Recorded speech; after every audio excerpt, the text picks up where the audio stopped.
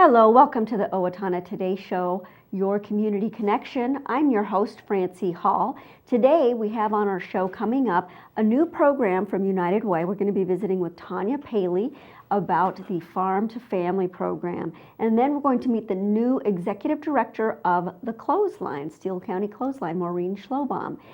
We want you to know if you've got ideas for future shows, topics, or guests, we would love for you to share them with us. We'd like to give you what you're interested in. So please feel free to contact us on Facebook or at owatonatoday@charter.net. Stick with us after a word from our sponsors. We'll be right back with Tanya Paley and the United Way's Farm to Family program. I'm Dan Branstead of Carlson Branstead & Company, Certified Public Accountants. We support the Owatonna Today Show. Owatonna Public Utilities, real people, real reliable, real progress. Making life a little easier day after day, taking pride in our community, listening to what you say, a voice you can talk to. We're growing with you in mind in everything we do. Owatonna Public Utilities. Greetings from the Steele County Historical Society. We invite you to visit us and enjoy your county's history at the History Center and Village of Yesteryear. For current exhibits and events, check our website, www.steelehistorymuseum.org.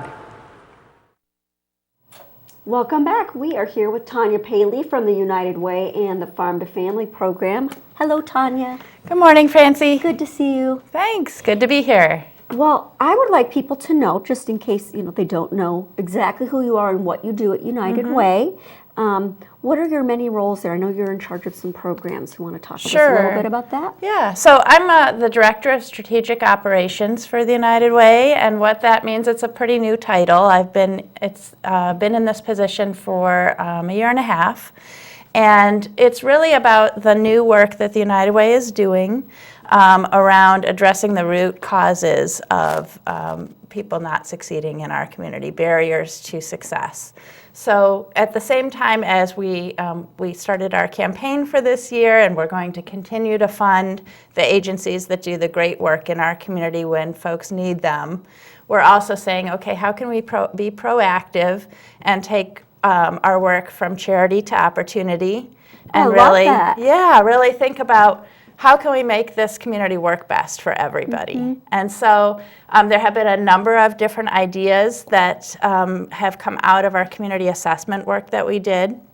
And one of them, this Farm to Family, is around addressing the barriers to a healthy diet and why it is that maybe some folks aren't able to eat a lot of fresh fruits and vegetables. And so, again, of course, we know those are expensive things when you go to the grocery store. Produce is an expensive item as compared to a can of something. Sure. Yeah. So that's definitely a barrier for folks, especially folks on fixed incomes. And then there's a little bit also of some knowledge about what to do with the food if you're not used to using that. And so we've been kind of addressing both of those through our Farm to Family program. We provide an affordable bag of produce once a week, and then we also put recipes in there about how to use what's in the bag. And we've gotten wonderful feedback from folks, people coming back each week and picking up this bag of produce and having healthy food at home. So it's really exciting. So that was identified as a barrier to success was healthful nutrition. And what were some of the things, how did that show up in the community that they didn't have this healthful nutrition? Well, so a couple of ways to answer that question. One is that we asked low-income people during focus groups, what are some of your barriers? And they identified this as we would really love to be doing this, but offering this more to our family. And that the other area is just looking at the raw data in our community. We know obesity is a problem. And then, of course, there are so many things that are associated with obesity, including chronic health problems that might prevent you from being able to have a good job, for example. So it's kind of all one big cycle. And so we looked at obesity, we looked at access, and then we also just asked workers. We did a bunch of surveys at the workplace of, how often do you eat, 5 servings of fresh fruits and vegetables a week. We weren't even asking them whatever the recommended, amount is per day, but and that's really correlated with income. So you're more likely to eat those fresh fruits and vegetables if you have a little bit of a better income, and less likely if you're struggling. And so that's really, this Farm to Family is open to everybody, but we're thinking that it really especially fills that need for folks who, again, are on a fixed income and maybe are stretching their dollars to be able to get to that fresh produce for their family. And how do they get to that produce? You said that they can pick up a bag. Where do they pick this bag up? Yep, so there are 2 locations in Steele County that they can pick it up, Francie. One is the community garden that's right next to the library. So there's a picnic table there. We set up our bags. We have a banner. We have a little sign that talks about what we have today, because what goes in the bag, every bag is the same. Okay. And it'll have a variety of, 2 or 3 fruits, and then, 4 or 5 different vegetables in there. And recipes, where do we get these recipes from? Where do you get those? One thing that's really fun is, so this is, United Way is leading this, but we are certainly not the only organization involved in this project. So Centro Campesino, we have an intern who helps us with the recipes. She's got an interest in nutrition. And she also has available at, kind of via email, Ashley Noble at the Mayo Clinic, Owatonna, and Andrea Kronbach, who's our University of Minnesota Extension. And both of them do a lot with cooking and recipes, and so they're a resource for our intern. And then we have public health. So some of the money for this project is coming from SHIP, which is the State Health Improvement Program. So again, United Way has really been moving in this direction of how can we collaborate, how can we convene and bring everybody together that cares about this, and then create something new. So that's really, so, but again, where does the produce come from? Yes, real quick? And then the produce is coming from Larry Schultz Organic Farms. And actually, probably coming up, we're going to also add on to that, there is a new cooperative in town called Manos Latinas, and they have their garden out by Riverland. And so, for example, this week we're hoping to put some green beans from them and some tomatillos, because they're growing those. And if you don't know what to do with tomatillos, again, there will be a recipe in there. So trying to kind of hit all the different food needs and food preferences that people might have. And so it's really fun. I just wanted to make sure I started talking about the community garden. It's Thursdays, every Thursday. You can either go to the community garden. Again, that picnic table, you'll see us there from 4 to 5:30. Or if Blooming Prairie is closer to you, we have a pickup at the Boys and Girls Club in Blooming Prairie. And so we've had a lot of families of those kids that go to Boys and Girls Club participating as well. But certainly if you're a senior and you want to go down to the Blooming Prairie location or the community garden, we really think this is a program that seniors could use, that families with older children, families with younger children, singles, we've kind of seen everybody participating. So it's not a criteria that someone has to meet, like you've got to be in this income or this age range or anything like that. Nope. Anybody can come pick this food up at either of those locations? That's right, yes. And how are people, some people on fixed incomes, people who maybe are families that get financial assistance, how do they pay for this? Right, so that's one of the things that's different about this. So when we think about the continuum of access to food, we have great places like the food shelf where you can go and pick up free of charge a bag of food. Then we kind of fit in, I think, next as kind of the next layer. And so you can use your SNAP benefits. You can bring your card down and use that to pay. We also have a line of market bucks, which are passed out at the food shelf. United Way has some. And so the way those would work is that, let's say the bag is $20 and you bring your SNAP benefit card and you run that. Well, we would run that for $10, Francie, so it actually only cost them $10. And then we would put the Alina Market Bucks on top of that, and then ship kicks in $5. So it's $20 for everybody, but if you're a SNAP beneficiary, it's only $10 for that bag of produce. So that's how we're able to kind of make it more affordable. That's wonderful. Yeah, and so that card that people carry to buy things with, and you see them in stores and it says, you know, SNAP benefits accepted or WIC or whatever those are. Yep. They can use that same card right with you folks. They can, yes. That is great. Yeah, so I think that's a little bit different than, say, the farmers market, which you know, we've been talking to them about whether they'd like to add this in, but right now that's not available at the farmers market. So we see ourselves as kind of an alternative to that once a week. And so United Way is funding our nonprofits in the community, right, that are meeting these needs, but I love that this addressing, like, what are some of the root causes of the problems that are creating these barriers. Right. And so one of the assessments was we need access to nutrition, to the fresh veggies. Right. And again, it's not giving it away, and I think that's one of the differences too, is people are still, they have their stake in this game. They're putting their $10 in for that bag of groceries, and they're getting the recipes. And so it's really more, again, about empowering them, giving them some access, giving them some information, and creating something that they can be excited about and just participate in with everybody else. If somebody has a question about the program, can they contact you directly? Yeah, they sure can. They can call the United Way. 455-1180 is our contact number. And they can also call any of our partners that I mentioned. So if you happen to go to WIC, for example, and you have a question, you can ask Public Health about this program, but we're also happy to take calls.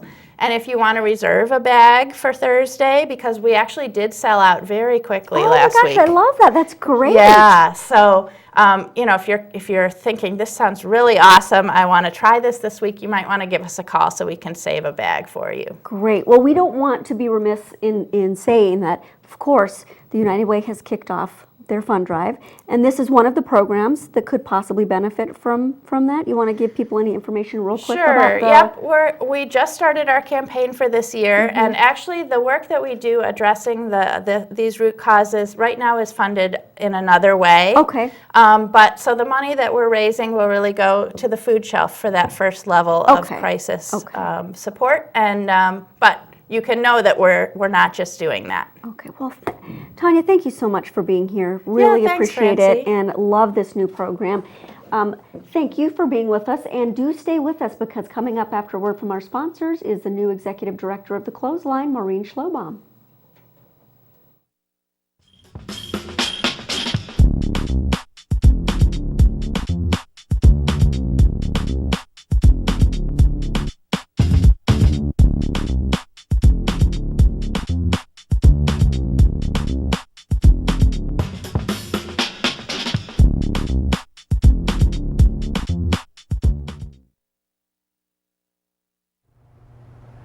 Recreational fires are allowed within the Owatonna city limits.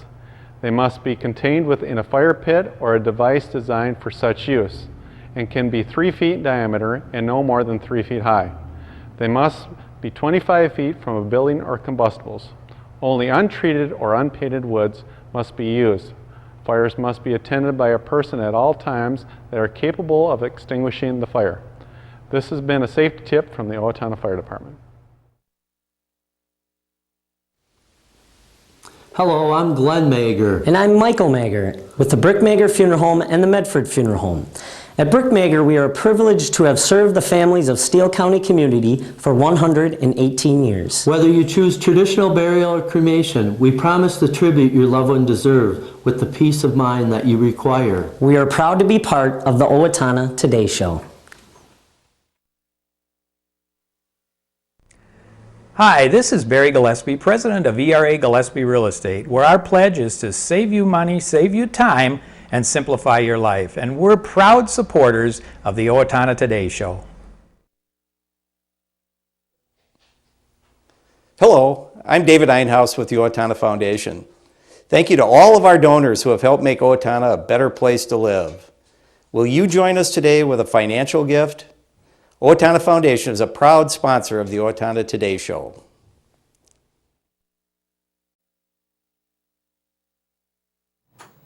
Welcome back. We are joined now by Maureen Schlobohm, the brand new executive director of the Clothesline. And so we're going to meet you. Maureen, hello. Hello. Thanks for being here. Nice to be here on a Monday, beautiful Monday morning, I should say. Yeah, it is beautiful.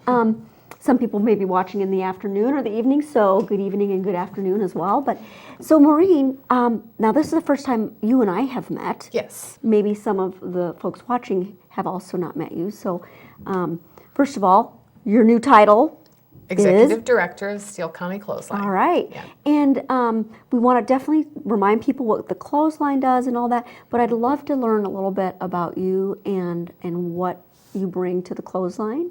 Okay. Can you tell us a little bit about your background? Well, for the last 15 or so years, I worked pretty much in the nonprofit world. I worked for Big Brothers Big Sisters for 5 years in marketing, recruitment, and some fund development. So loved that organization.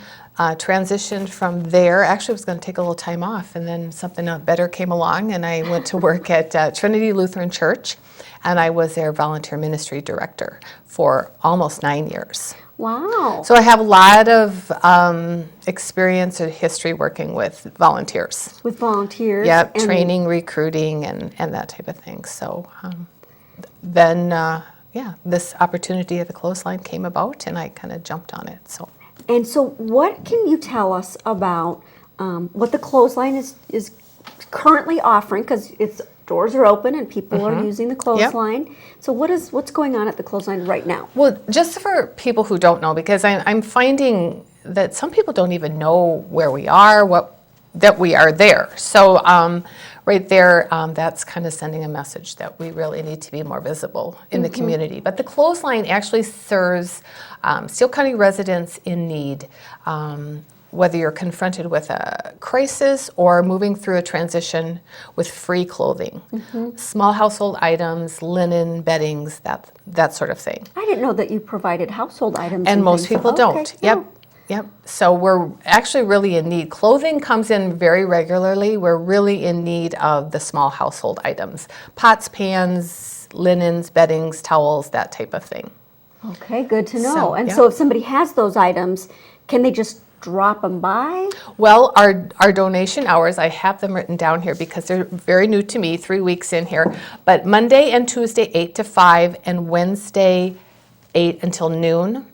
Now, that being said, I'm usually there, someone's usually there. We're willing to take donations anytime. This is when we have the most volunteers to help unload and to sort and whatnot. But if you have something that I know what that's like, you have something loaded in your car and you want to get rid of it, we're more than happy to help that situation. So what did you say, what kind of household items? Pots and pans? Pots, and what else? pans, dishes, any kind of small household.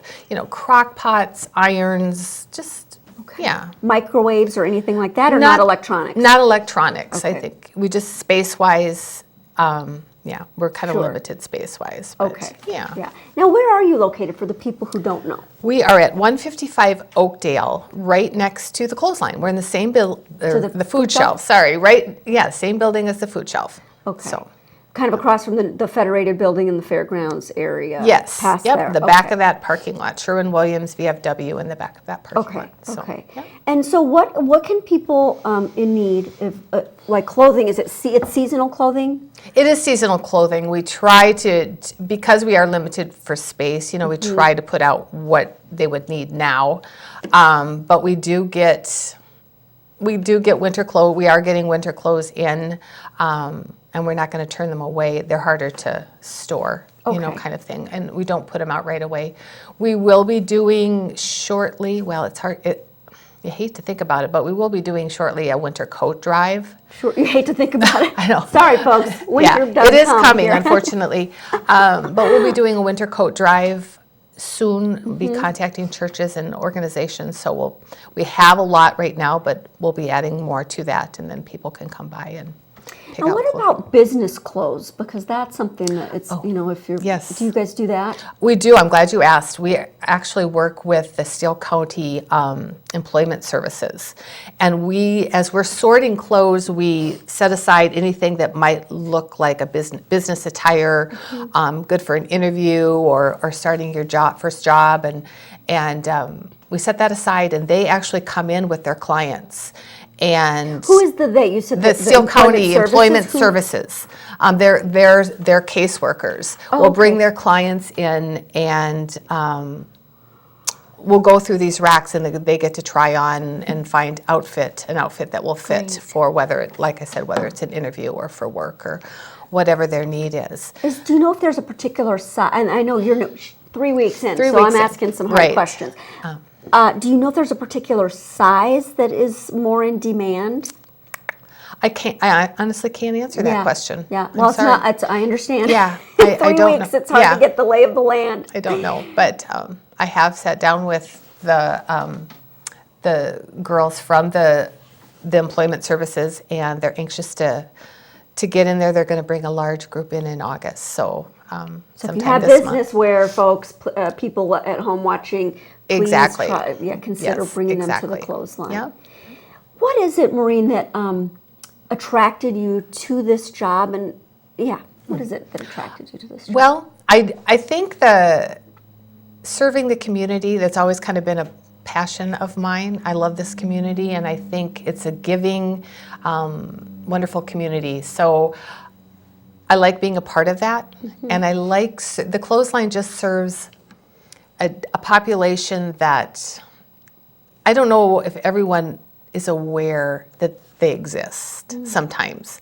And it's been 3 weeks in, it's been a very pleasant experience. It's been my favorite part of the last 3 weeks has been working with the clients. Seeing them come in, seeing them shop with their families, and seeing how appreciative they really are with, what they're walking out with. What is the eligibility requirement? You have to be a Steele County resident. You have to have proof of Steele County resident, whether it's mail, your utility bill, something like that. We ask for a photo ID and income, a level of income. It's actually the same requirement as the food shelf. So if you're registered at the food shelf, which most of them are, they just carry that information over to us, and they're automatic. We take down their information, but they're already They're pre-qualified. Pre-qualified, so you know. yes. Okay. Now, with that being said, we are serving a lot of people that are seasonal workers who aren't technically Steele County residents, but they're working for Lakeside, and will only be here for a short time. But my first week on the job went to Lakeside and visited with them to kind of determine what their needs were. And so we've had a lot of seasonal people coming in as well.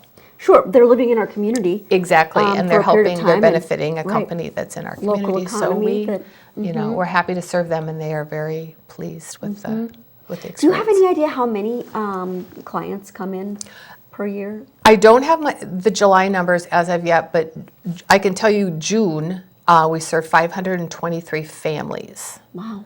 Well, that means parents and children. So Parents and families, more that's than 500 people. Right, that's just the families. I know in last year, 2014, we served 132 families. So the need has definitely gone up. The need is there. There's, I think that's kind of where we're at with the clothesline right now. I'm a new director. We have a really new board.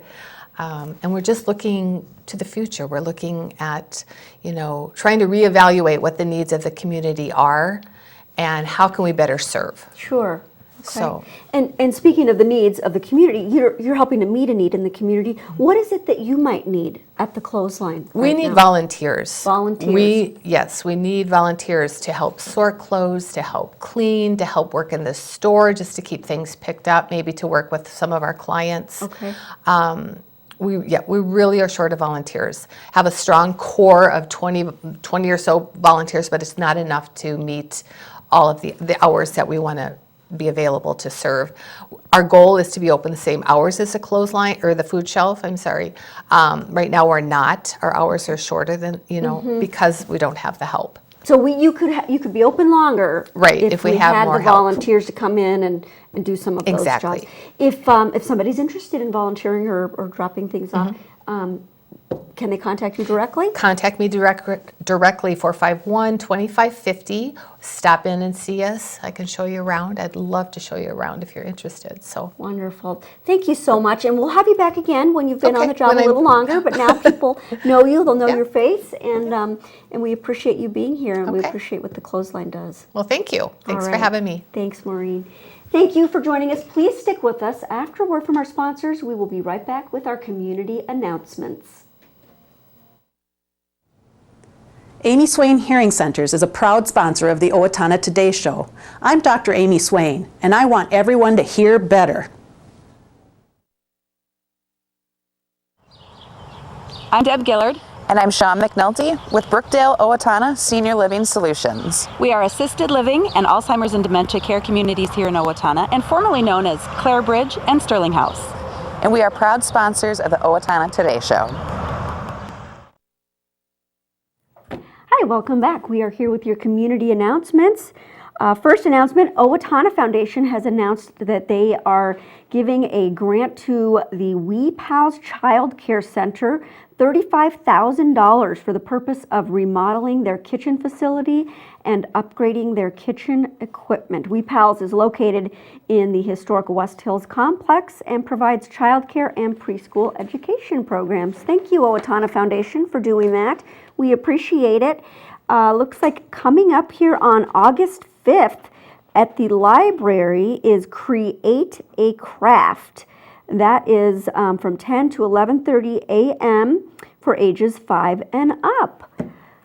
Again on August 5th from 1 to 3, join the Riverbend Nature Center for a lifelong learning series for seniors about basket weaving.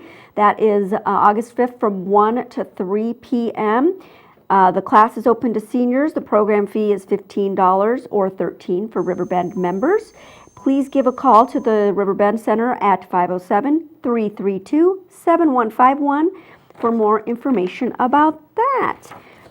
August 6th, Boiling Point. It's a contemporary Christian band. Will be the featured musical guests at the Owatonna Band Shell, 7 p.m. on Thursday. Steele County Historical Society is announcing free children's programming for Thursday, August 6th, 9 a.m. and 6:30. Children will meet at the Village of Yesteryear at the Carriage House, and they will be learning about transportation using horses with buggies and wagons, and then to the depot and caboose to experience what train transportation was like. And then they'll go to Gus's Station to learn about automobile transportation and see an extremely old gas station pump. It's really neat looking. Call for more information, 451-1420. That's all the time we have for our community announcements today. We hope that you will join us later in the week. Some of our future guests include the Tractor Safety coming up with Minnesota Ag Extension is going to be talking about that. And also the Veit family who's been involved with mercy ships and helping people in Africa and other countries get medical care. Those are some of the shows coming up. We hope you'll join us for those right here on Channel 181. And you can also catch up with us on YouTube and the thirdhandvideo.com.